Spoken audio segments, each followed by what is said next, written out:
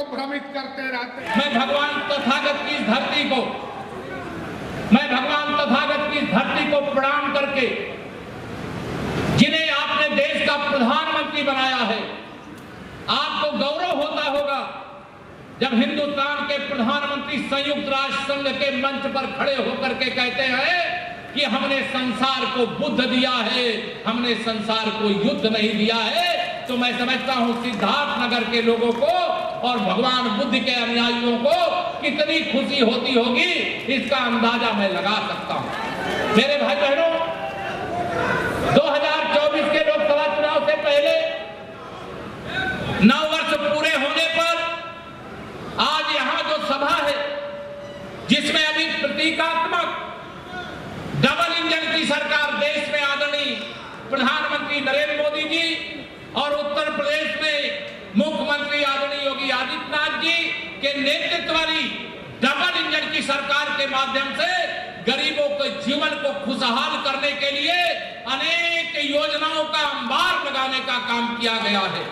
पहले बिजली, आज इधर 7-8 दिन थोड़ा बिजली की परेशानी जरूर हुई है, लेकिन जब समाजवादी पार्टी की सरकार थी तब बिजली आती नहीं थी, लेकिन भारतीय जनता पार्टी की सरकार में बिजली जाती नहीं है। यह परिवर्तन कैसे आया? क्योंकि आपने कमल का फूल खिलाया। अगर आपने कमल का फूल नहीं खिलाया होता तो ना आपको गरीब को पक्का मकान मिलता, ना जिन गरीबों के घर में अंधेरा था कभी वहां उजाला होता, और न जिन गांवों की सड़कें बनी, छोटी नदी हो, बड़ी नदी हो, बड़े नाले हो, उसमें सेतुओं का जाल बिछाने का काम, लगातार करने का कार्य भारतीय जनता पार्टी की डबल इंजन की सरकार ने किया है, आप सबके आशीर्वाद से किया।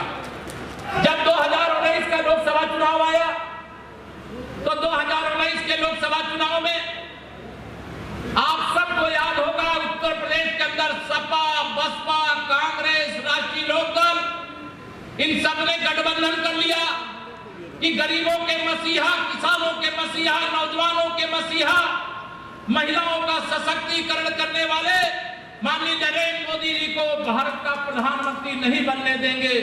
लेकिन मैं प्रणाम करता हूं, 2019 में जब ये एक साथ लड़े आप तब भी कमल खिलाए, अब जब ये अलग अलग लड़े आपने तब भी कमल खिलाया। 2017 से पहले उत्तर प्रदेश में समाजवादी पार्टी की सरकार थी। मैं 2017 का चुनाव याद दिलाता हूं आपको।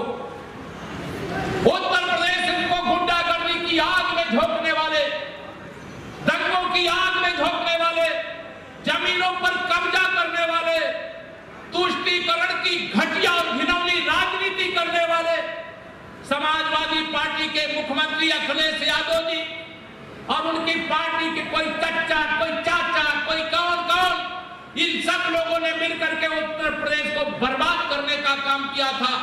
हर बूथ पर एक गुंडा तैयार करने का काम किया था। इसलिए मैं कहता हूं कि समाजवादी पार्टी गुंडों की पार्टी है और भारतीय जनता पार्टी गरीबों की पार्टी है।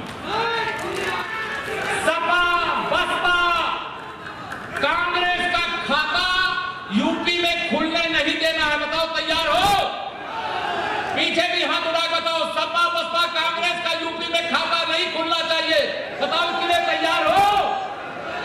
आपको लगेगा, आप मुझसे कहोगे माहौल तो एकदम मोदीमय है, भाजपामय है, योगीमय है, कमल के फूलमय है, अब क्या करने की जरूरत है? मैं कह करके जा रहा हूं, जितना पसीना आज की सभा के लिए बहाया है उतना उससे ज्यादा पसीना 2024 में कमल खिलाने के लिए बहाइएगा। भले विरोधी दल के प्रत्याशियों की जमानत जब्त हो जाए, और जमानत जब्त कराना भी चाहिए। यह वही लोग हैं जिन्होंने गरीब के नाम पर योजना बनाई लेकिन लूट करके अपना राजमहल बनाया, जिन्होंने गरीब के नाम पर योजना बनाई और कमीशन खा करके विदेशी बैंकों में जमा करने का पाप किया, मेरे गरीबों का हक छीन लिया, मेरे किसानों को आत्महत्या करने के लिए पिछली सरकारों के समय मजबूर होना पड़ता था। लेकिन आज क्या ऐसी परिस्थिति है? क्या आदरणीय मोदी जी योगी जी के नेतृत्व में जब यूपी में और देश में हमारी सरकार बनी, बताओ बदलाव आया है कि नहीं आया है?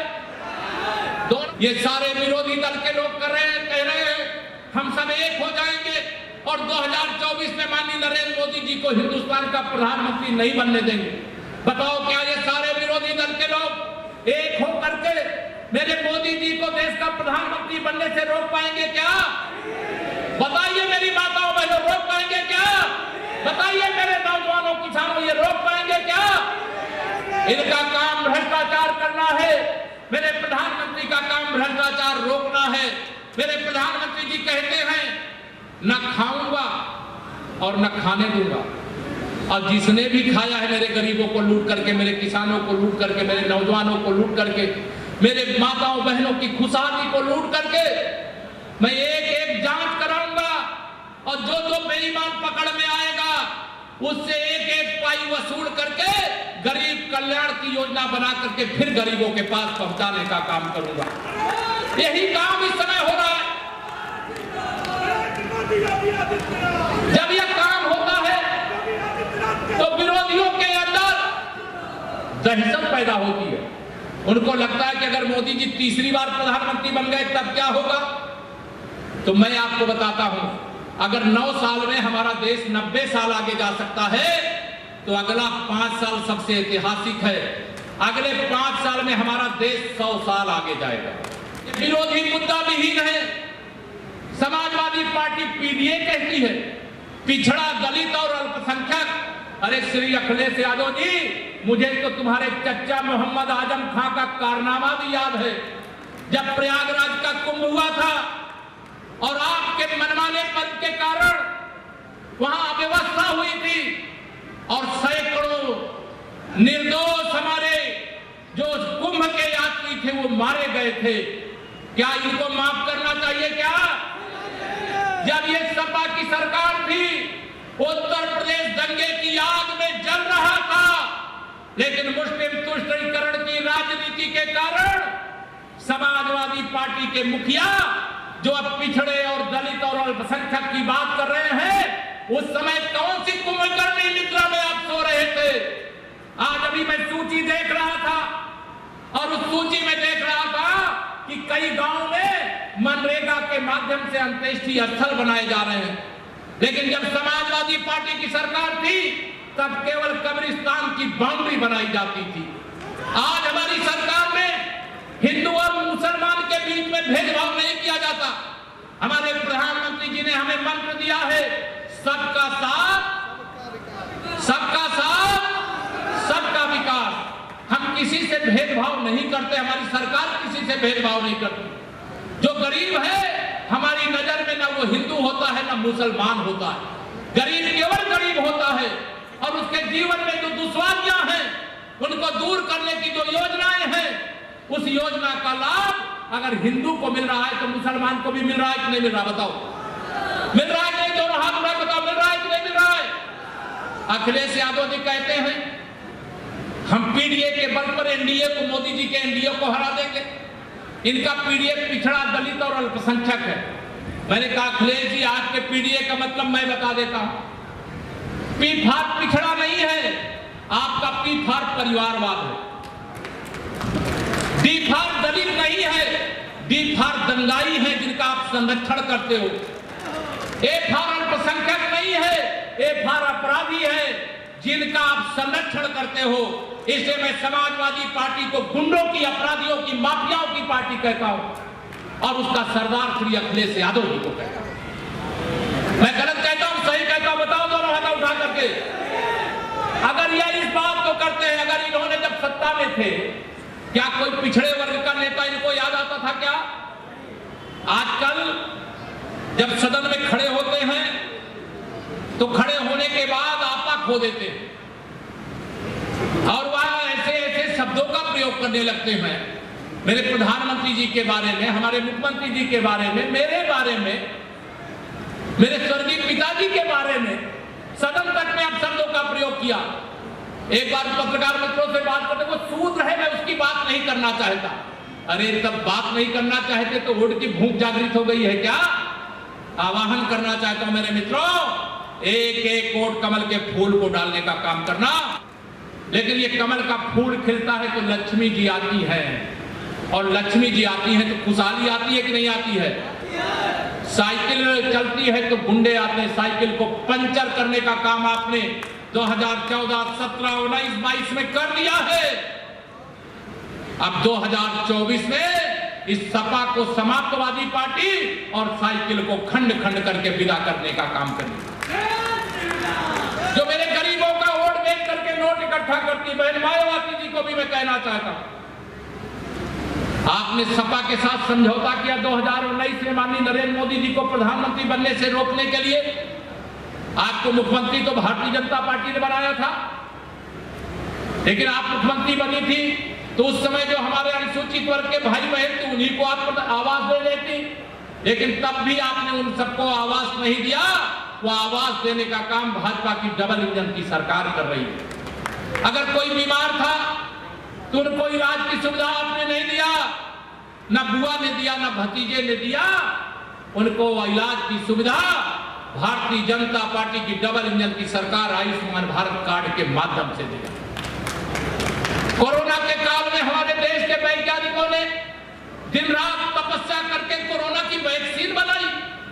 कांग्रेस के नेता राहुल गांधी जी कहते थे कि ये तो मोदी जी का टीका है, मोदी जी की वैक्सीन है, मैं नहीं लगवाऊंगा।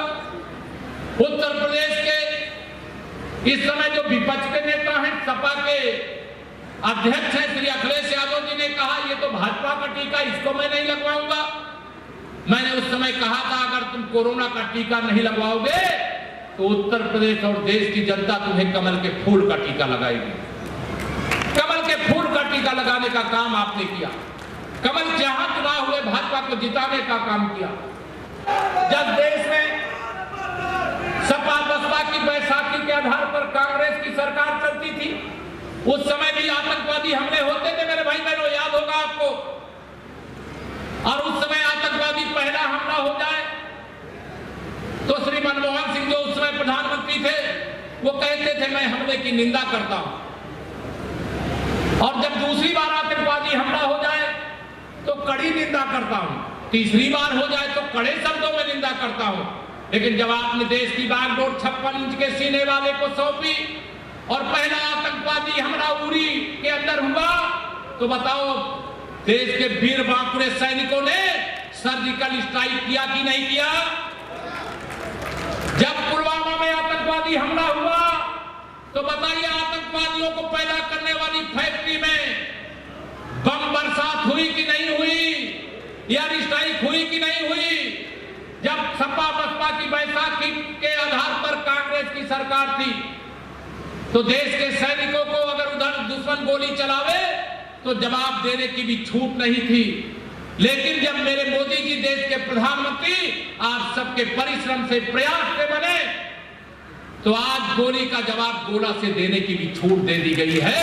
आज ऐसा भारत है, अगर विदेश में यूक्रेन और रूस के बीच में युद्ध चल रहा है, रोज टीवी में आप देखते होंगे, लेकिन जब युद्ध शुरू हुआ हमारे देश के नागरिक यूक्रेन में फंसे थे, हमारे प्रधानमंत्री ने दोनों देशों के राष्ट्रपति को फोन किया कि मेरे भारत के नागरिक फंसे हुए हैं और उनको वहां से सुरक्षित आना है, उनके हाथ में तिरंगा होगा और जब तक वो वहां से युद्ध क्षेत्र से निकल नहीं आते आप दोनों देशों को युद्ध विराम करना पड़ेगा।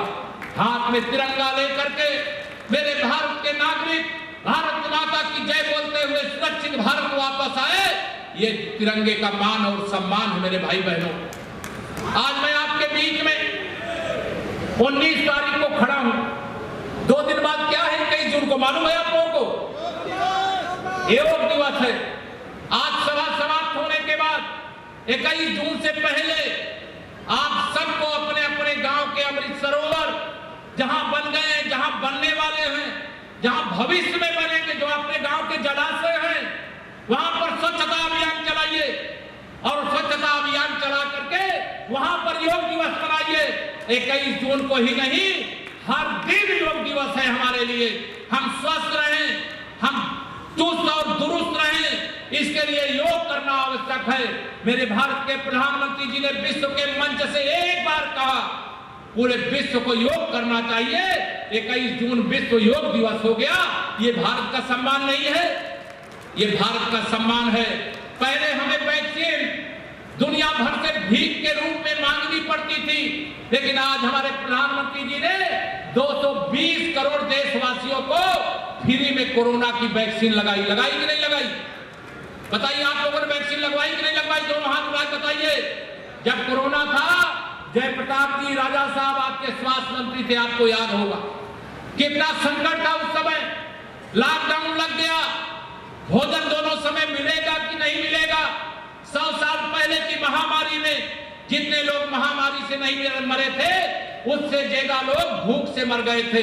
3.5 साल से फ्री में प्रधानमंत्री गरीब कल्याण अन्न योजना का राशन मिल रहा है कि नहीं मिल रहा है?